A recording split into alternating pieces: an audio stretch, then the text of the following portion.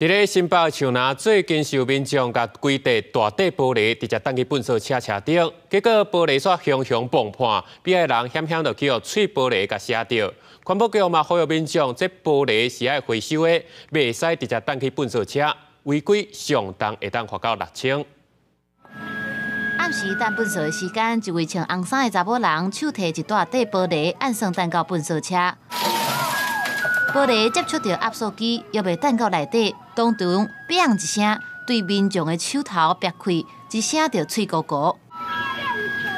唔那伊弹玻璃，另外一个查某人是真细腻，甲清洁人员敲来敲去，才把玻璃放入去。队员其实他们当下没有去做一个阻止，这样的状况其实是不适当的。那我们后续的话会依照我们清洁队的工作规则来做一个处理。民众弹玻璃伫新北市树林，其实按照规定。 依照玻璃材质无同，处理有争差。不过，搁再安怎讲，一大块玻璃拢袂当直接交予粪扫车处理。当地环保局坦白讲，清洁人员无主动，颠倒搁协助收温，行为有疏失，会按照相关的规定处理。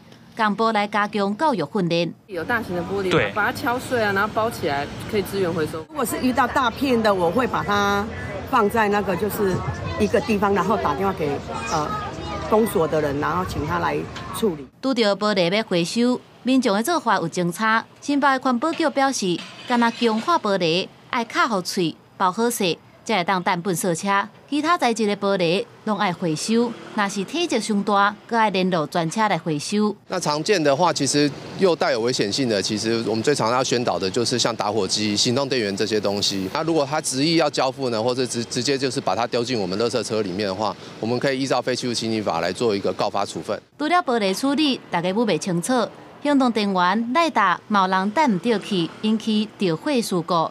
提醒民众，只要唔听可劝，学袂拼，上当罚6000块。记者综合报道。